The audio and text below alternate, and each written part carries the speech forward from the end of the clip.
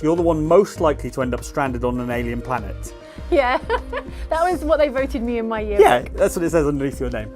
So I thought I would offer you 7 survival tips for when you're marooned on an alien planet, courtesy of Outcast: A New Beginning.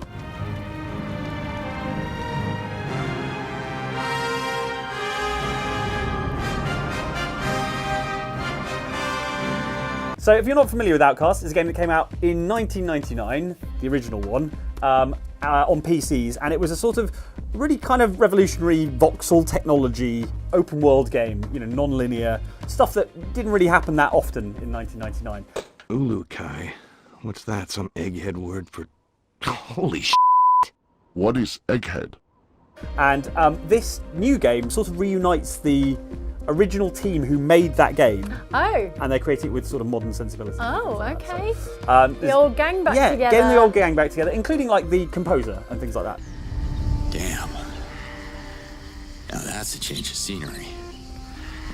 Beautiful. The spirit is going to be there, but this is very much a modern game, not the old sort of... Voxels? Voxels, yeah. Voxels, a technology that died out pretty quickly. Oh no, honest. the voxels! Do you want your games to be more grittier in 3D? Then yeah, voxels are the thing for you.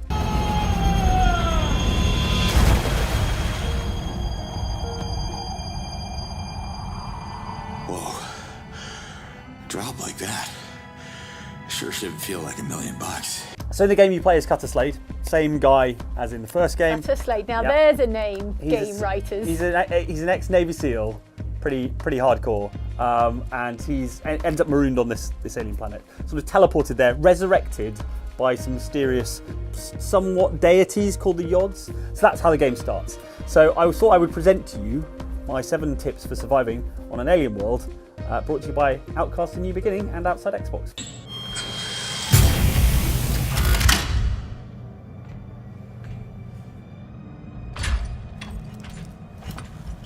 So supposing I can breathe the atmosphere. Yep, which is a big supposition.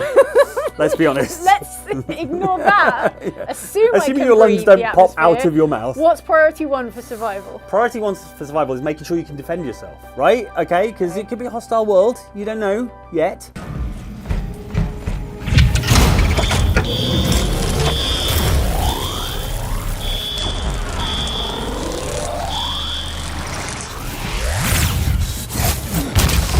Obviously, all that may be available to you is a big stick. That might be a bit of a problem. But certainly in Outcast: A New Beginning, you do very early on get a sort of like arm-mounted shield that kind of pops out, which is pretty handy. Yeah, better than the stick indeed. And a pistol. I guess you won't be needing this anymore, pal. Super useful. The combat's quite sort of action-packed, I think.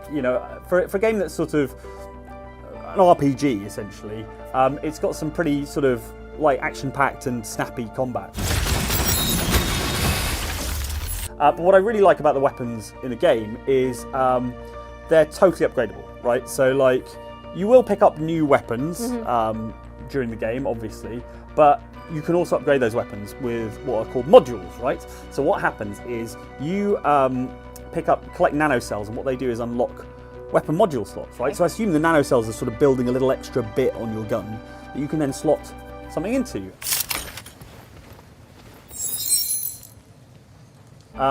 So there's tons of these modules, there's like dozens and dozens of them, and so this is very much a way that you can kind of tailor the game and the combat in particular to your own sort of tastes. I have a personal favourite, and it is the module that turns your shots into sort of sticky grenades.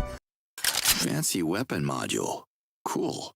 So, I love a bit of explosive chaos, and so you can be firing a pistol, and as you fire the pistol, these sort of sticky grenades are being fired out as well. Sticky grenades are the best grenades. They're the best kind of grenades. Change my mind. I've always said this. But yeah, so instantly you go from sort of just firing, space bullets, I guess they'd be called.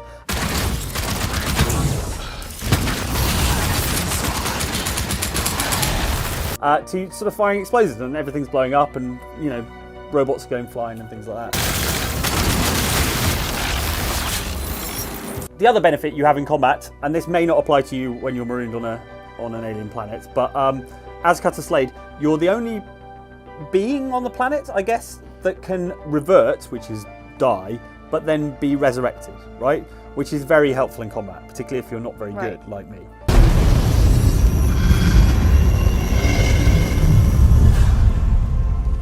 This is definitely not business as usual. So tip 1, be functionally Be functionally immortal. immortal. Yeah, that's a sub-tip. That's like that's like 1B, I guess, Okay. after 1A. Mike's tip for it survival, done. Yeah. don't be killable. You get the good stuff from me. You leave these unidentified monsters to me. So yeah, I would say my first tip is find a way to defend yourself. If you don't have a gun that fires sticky grenades, yeah, big stick. Big stick might do. Do they have a big stick? Well, no, because you get a pistol. Why would you be messing around with a big stick, Jen? That's ridiculous. Locals, I guess. They don't seem to be too badly hurt. I don't know, I hope they'll be able to... Whoa! Easy now. I come in peace. I assume. So I'm armed, Yes. I'm breathing, Right. I'm functionally immortal. Yes. What's hopefully. the next step? All right. Well, you could go it alone, I suppose. But my tip would be maybe to make friends with some of the aliens. You are human. Yes. Good. You're way ahead of me because I don't know what species you are. The ones that I'm not shooting. The ones that you're not shooting, yeah, Okay. obviously. I mean, you shouldn't shoot just everyone you see immediately in the game. Diplomatic approach. Yeah, exactly. Okay. Yes. So how am I going to diplomat with these Well, aliens? See, here's the thing.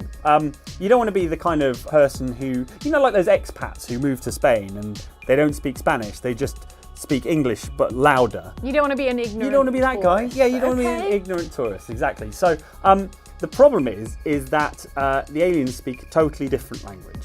Most of them. Rude. Yeah. Oh, here we go. The expat's coming out. Meha Hatso Kalo. Yone Yinat Agazork.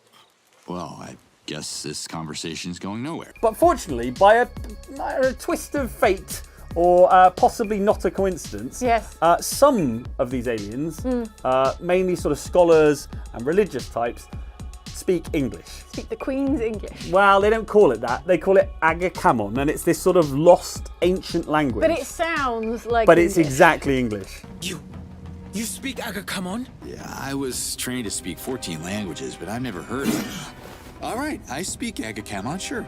Yeah. Convenient. It's very convenient. But for the rest of the aliens, you're going to really struggle to understand them. In the early part of the game, at least. Hey there. Do you understand me? Haume. Ted Yo Ha Zon Uyan Zark. Some things might happen during the story that allow you to converse with more of them. Babel fish. Yeah, basically it's a Babel Something fish in sort your of ear. scenario. Yeah.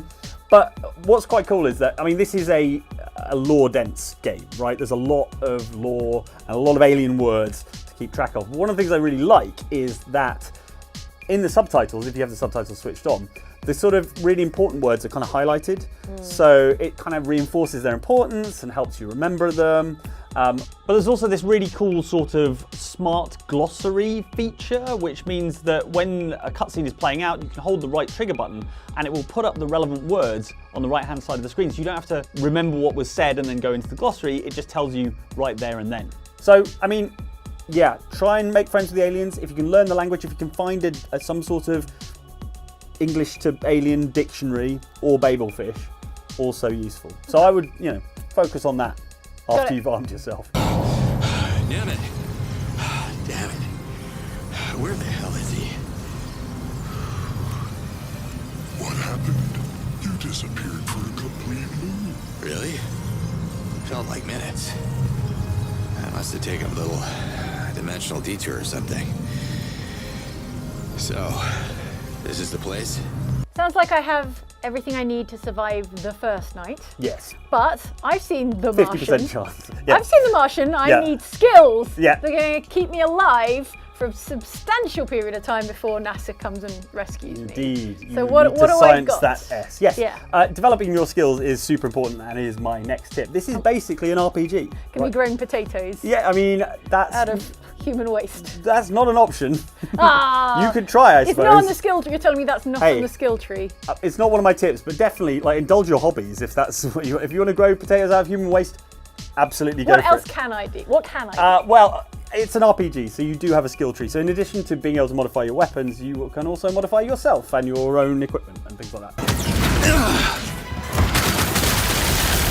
The first option you get to upgrade is an upgrade to your jetpack, right? Fairly straightforward. So you sort of Jetpack? Yes. Excuse me? Yes, I did bury the lead there somewhat. You've got a jetpack. Cool. It's super useful and great.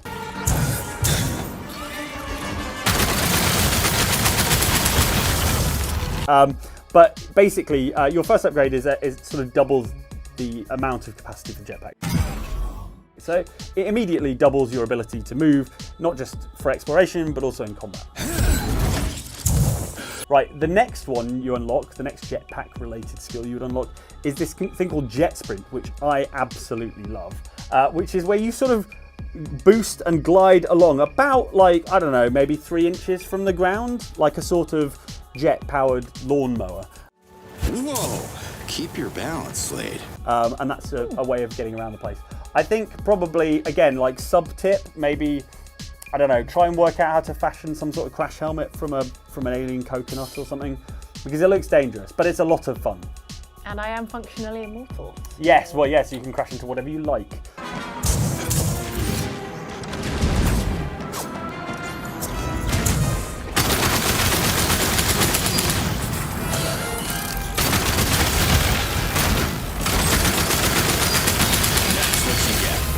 But yes, it's an RPG, so obviously you've got the skill tree. There are also other little sort of RPG touches around there. One of the things I really liked is there is a foraging system.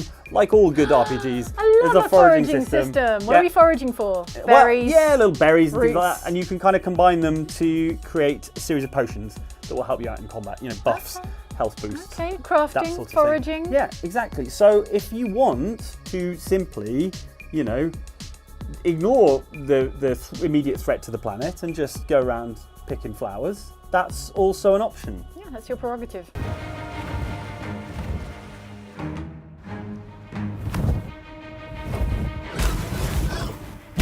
Now, Mike, should I build myself a little hut and sit in it forever? No, Jane, no. I mean, not if you ever want to get off this planet for a start. You're going to have to explore your surroundings, discover things, you know. But my hut? It doesn't have Netflix. It's unlikely to have Netflix. Okay, fine. I mean, one of the key appeals of this game is exploring the world of Adelpha, right? I think the thing that surprised me most going into this, not knowing tons about the game, was how sort of lush this sort of world looks. It's all sort of verdant jungles and things like that, and you know, the early part of the game is very sort of jungly, and then you head to sort of mountain ranges and, you know, sort of more deserty areas and, you know, sandy beaches and stuff like that. So it's a huge open world to explore, absolutely massive actually. And one of the really cool things about it, and I think this is one of the things that's a throwback to the original game, is that this world is, you know, entirely explorable on foot, right? So you can, it's that classic video game thing of, if you can see it, you can go there. You can jetpack to it. Unless it's a spaceship literally in orbit, but otherwise you can get there on foot. And yes, as you mentioned, the jetpack makes navigating that sort of world a lot easier. So, you know, we're talking a lot of scale and things, like I said, sort of mountains and things like that. At one point, you've got to get up to a mountain village, and you can either take the long way and, you know, walk up a road, Ancient altar. Sure. I'll have a look. or you can jetpack up a cliff face, right? So exploring is really, really good fun. Yeah, I was genuinely impressed by how nice it looked. It's a very, very pretty game. I know that the people who make the game aren't going to be able to make this comparison, but I probably am allowed, which is, it really reminded me of sort of Avatar, you know, that kind of like lush, you know, jungly sort of alien planet stuff. So it's a very colourful game. Okay. And, you know, getting around on foot is great fun, but there are also, obviously, this being a large open world game, fast travel points that you can unlock, and they're actually like part of the story and a kind of physical thing that you sort of activate these kind of portals to get you around.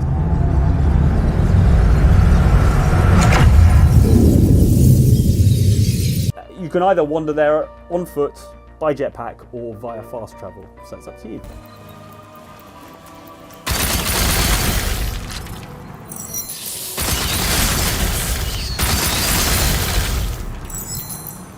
How are you feeling so far about your survival? Good. Percentages going up. Next tip, avoid dangerous wildlife. Now, you don't want to be going around bothering the local fauna because you're on an alien planet. You don't know whether Can I shoot it? I mean, yeah, you can shoot it, obviously, if you like. That ties into point 1 Okay. about defending yourself. Okay. But I would say that you can always leave it alone as well. Well, almost always. I'll leave it alone if it leaves me alone, Mike. Yeah, there's some really sketchy looking stuff on this alien planet. Adelpha is the name of the planet. That What outcasts kind of you. wildlife are we talking about? My least favourite, I would say, is the weird tentacle things that come out yeah. of the water and Oh, spit yeah. acid or something at Yeah, you. sounds bad. So they look pretty grim. So yeah, and the problem is when you're in water, you're probably usually moving a bit more slowly, so you're a bit of an easier target as well. So I would avoid those things. I will say, as I implied earlier, it's not always possible to avoid the wildlife. There was one mission in particular where I'd sort of fished this giant mystical silver sphere out of the bottom of a lake, and I had to transport it to a local village. Now the transportation method was punching it and shooting it and jetpacking into it and kicking it along like a giant football, which was not what I was expecting, but it was fun. Yeah. Physics are always fun. The problem was the route that I needed to take with this giant football did take me past a sort of swarm of horrible, hostile, sort of bird-like things that were sort of swooping around the place and stuff. Let me catch my breath. Every so often, you are going to have to kill some of the wildlife. But you brought your pistol. You brought your pistol, didn't you? You discarded the big stick. You brought your pistol. So you'll be fine. Slade de Liaz, you copy? I left Kizard before learning how to write. I can't copy anything, Ulukai. No, it means, do you hear me? Then I'd prefer if you just say what you mean. Okay, Jane. How are you feeling so far about your survival? Good. on this I'm ready to planet? go. You ready to go? Send me. Yeah. Now, if you're going to be here long term, I mean Yeah. like months, maybe even years. Okay. This is I'm ready. another lesson from The Martian is maintain a sense of humour. You see, because while your physical well-being is extremely important, Yeah. so is your mental well-being. Okay. Right? And I think one of the best ways to maintain your sanity is to maintain your sense of humour. Okay. And that's exactly what the main character of Outcast: A New Beginning does. Cutter Slade, even back in the original game in the 90s, always had a sort of like dry, sarcastic wit, basically. This mission will be a snap, Commander. It's just a simple repair operation. What could go wrong? So he doesn't take himself too seriously. He's an ex-Navy SEAL, but he knows how to smile as well. So yeah, he's there's a lot of kind of funny lines and things like that. It's not all sort of po-faced, serious sci-fi, right? Think, Slade, think. What's the mission, soldier? Okay, don't panic. Jumping dimensions is supposed to fry half of your brain.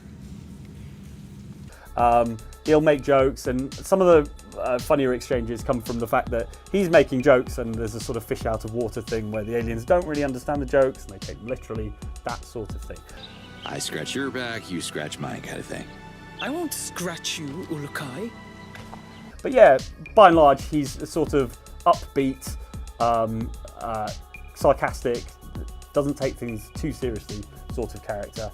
If you're trying to buy me, add a foot massage. My boots are killing me. That's sarcasm you can't fake. Commander Cutter Slade.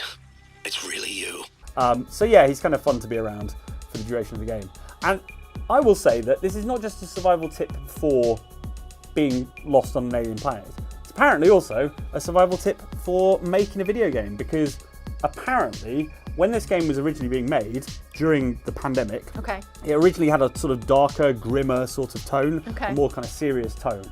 And I think because everyone was in lockdown and things like that, apparently they decided to make the world more colourful and more upbeat because they were kind of missing that sort of outdoorsiness and stuff like that. So apparently this could have been a much darker, sort of grittier game, but actually it's colourful, it's got humour, that sort of thing. It's a sort of almost a response to those kind of more dystopian sci-fi futuristic games. Like saying the pandemic, not so bad after all. No, that's not what I'm saying. You see that? Yeah? How do you turn it off? Huh? Goddamn savage. Speak! Casa, Mene Yoron. Okay, last survival tip. Yes. You ready for it? Yes. Last survival tip is, remember, man is usually the biggest monster. So obviously when you arrive on Adelpha and the immediate threat presented to you is a sort of robot invading force who are stripping the planet of its natural resources, and they're enslaving the aliens, the Talons. They sound like pretty big monsters. Yeah, well, this is it. And they're who you'll be shooting at a lot during the early parts of the game, which is good because they explode real nice. But I don't think it's a spoiler to say that actually the real threat is humans. Oh no. Oh no. It can't be. It's revealed probably 11 minutes. But I'm humans. Well, this is it. It's going to make it really awkward, isn't it? Because you're out there trying to make alien friends, and all the people who look like you are real jerks. Oh, I thought I was abandoned on this planet alone. No. Now you're telling me there's other stinking humans Yeah, here. other stinking humans, real jerks. Rubbish. Yeah. They're the ones you're trying to get away from when you marooned yourself on an alien planet. Right. And they followed you. Right. Humans. Invaders of my people. But no, yeah, so there are other humans around, and they are bad humans. Bad, sort of military Boo, humans. Ruining it for everyone. Indeed. There is one character in particular who is a turbo jerk. His name's General Burham. Wrong answer. And wrong freaking language. Again.